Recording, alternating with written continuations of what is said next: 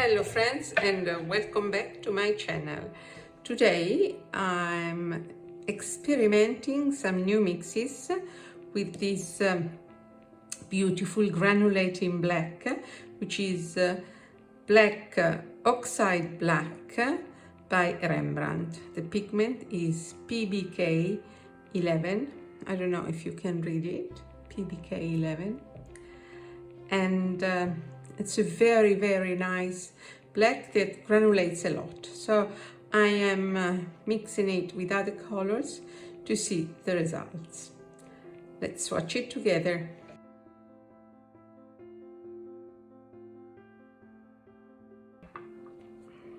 Okay, so I will put some of this black here in the middle also.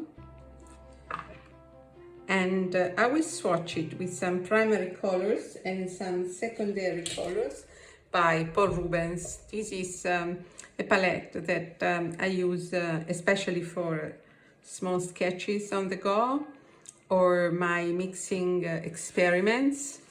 I have other paint that I use for my more meaningful sketches, but for quick sketches this is very nice, Paul Rubens, and also for mixing because they're almost all single pigments. They're very vibrant and pure. So let's start sketching. First of all, I will start by showing you how beautiful this black is on its own, and I will swatch it here. Unfortunately, there is some binder separation which happens with tubes.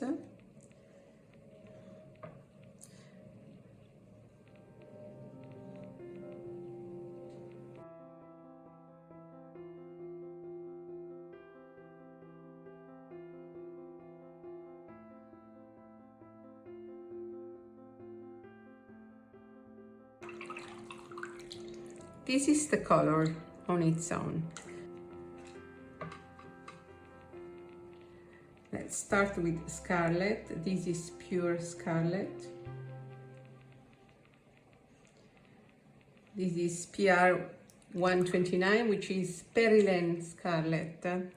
Perylene colors, just like quinacridone colors, have been used in cars and cosmetics. And you see that immediately it tones down the color. Not only it darkens it, but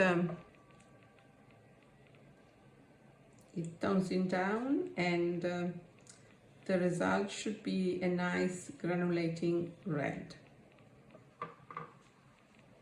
I'll add some black.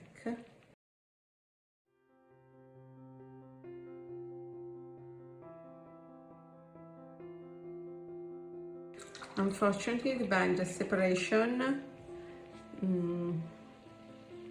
has a negative effect on the granulation, but let's wait until it dries.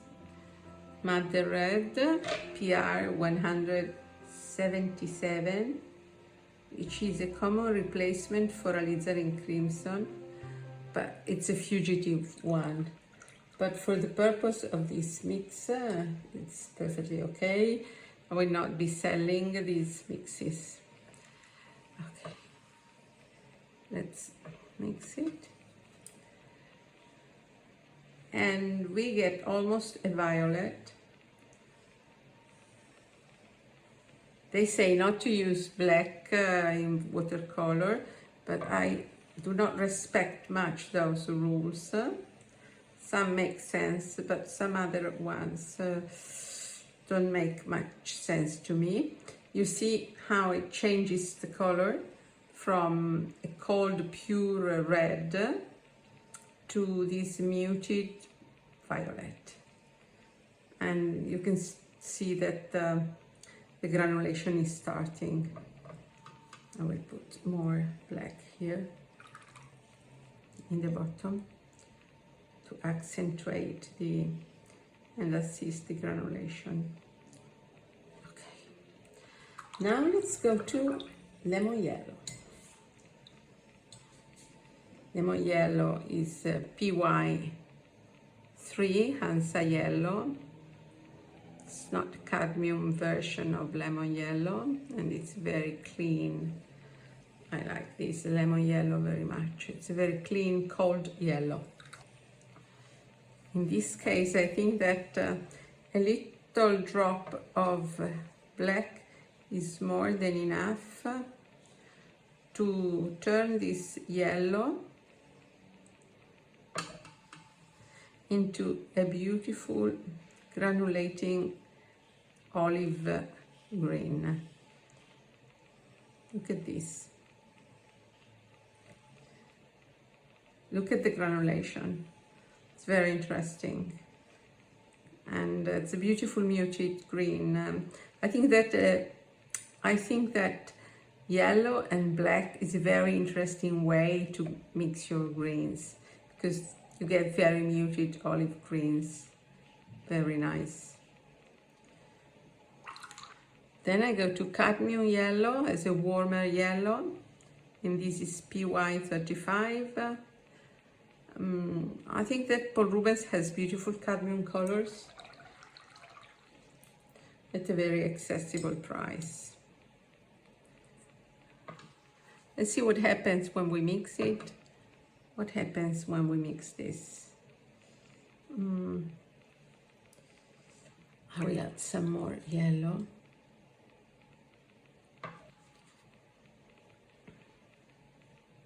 A warmer green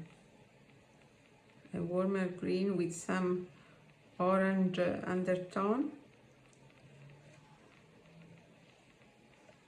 and the heavily separating and granulating. This is so beautiful. I'm enthusiastic of this experiment. And now I go with yellow ochre. I like very much this version of yellow ochre by Paul Rubens. It's very yellowish, and it is PY42, which is the synthetic version of this pigment. There is not enough yellow ochre.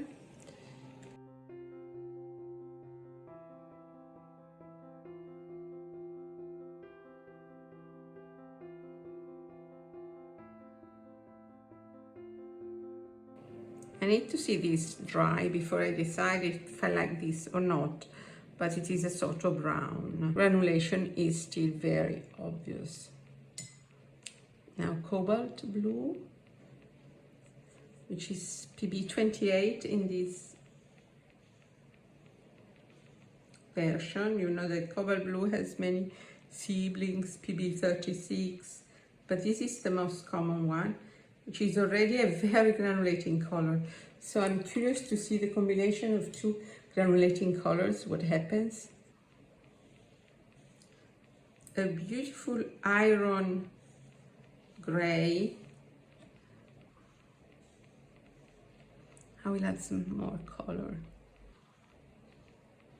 This is a beautiful iron blue, iron gray. Very muted, very beautiful, and with a lovely granulation. I'm sure that when it dries, we see the granulation even more.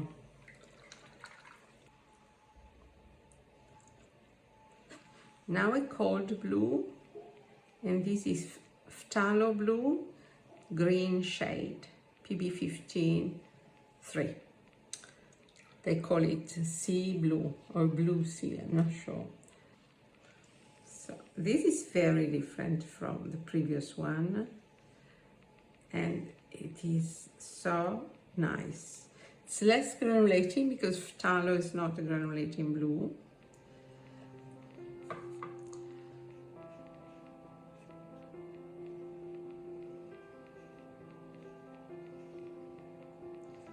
But it tones it down and it becomes deep and rich, really nice.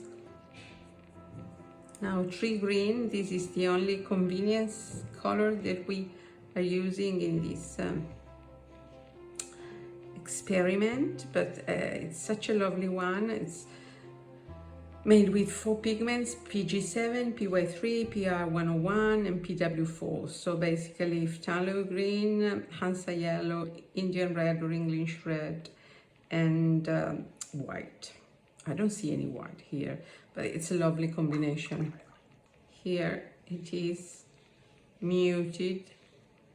Oh wow, look at the color separation and granulation. I hope you can see it on camera, the granulation, because it is very, very nice. And the color that you get is really beautiful. A dark, muted olive green.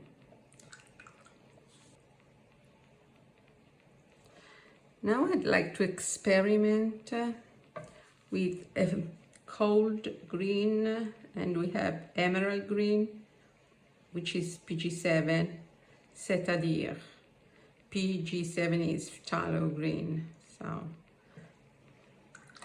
a very cold, pure green to be used, rarely used as it is, but it's a very nice green to mix. And there is too much black. I will mix directly on paper.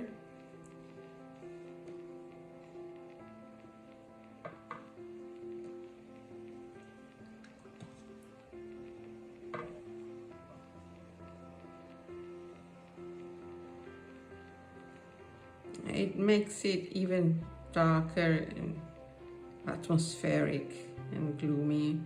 I'm not sure I would know how to use this, but it's a nice effect. Not really my type of green. And then another secondary color, which is orange.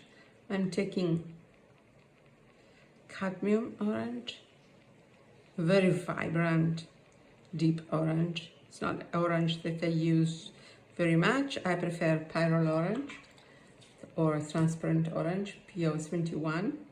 This is PO73, cadmium orange, a classic orange. Let's tone it down with this black. Very, wow, look at this. Really interesting. Very strongly granulating, and cadmium is not granulating at all. Rich, deep, dark tone of orange. Very interesting color separation. Okay, let's wait that these dry and then I'll be back. And now a little demonstration sketch.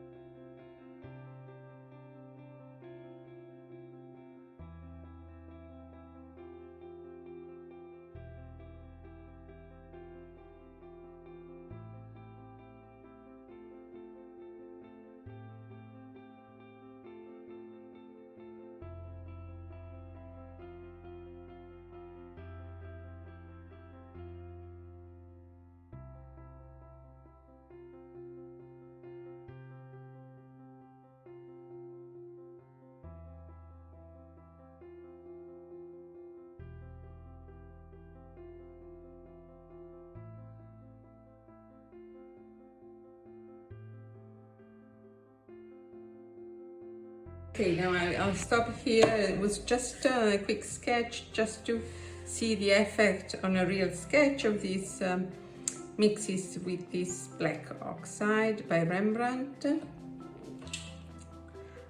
This one. And here I have mixed it with the phthalo blue to obtain this iron gray and the shadow. Here I have mixed it with burnt sienna and added some yellow ochre, and there is some nice bleeding, which I don't mind at all, bleeding in this type of quick sketches. And here I have mixed it with the red madder.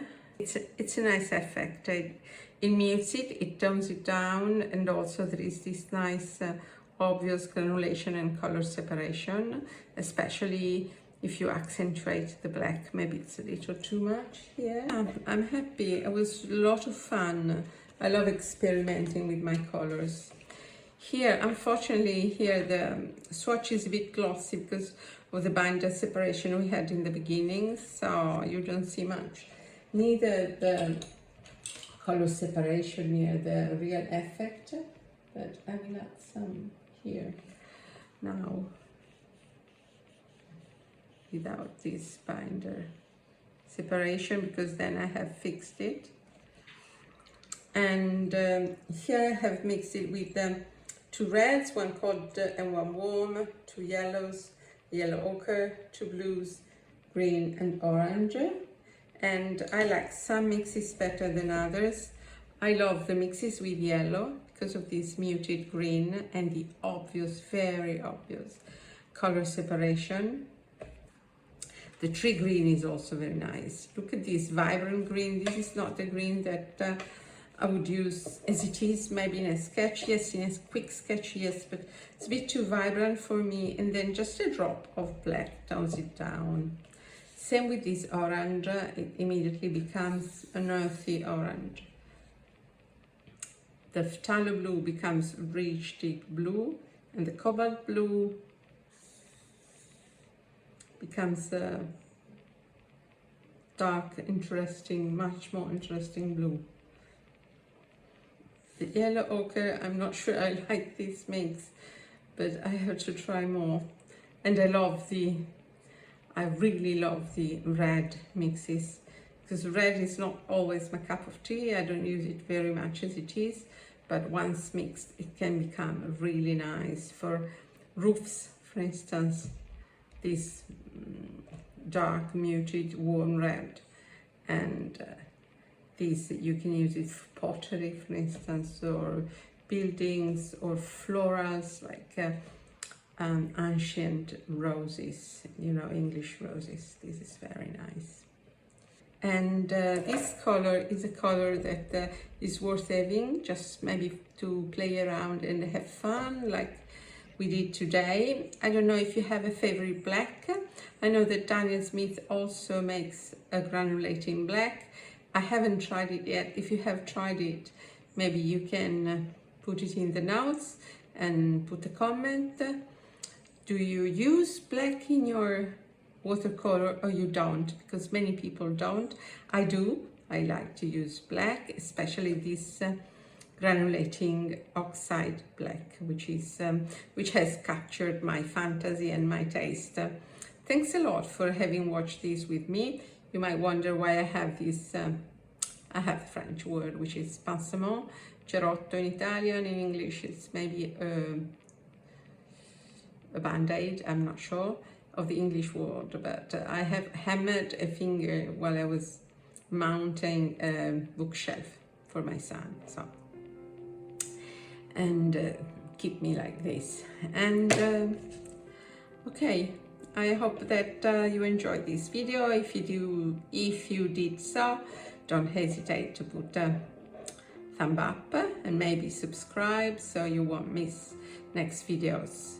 For the moment being, that's all. And ciao from Italy. Ciao ciao.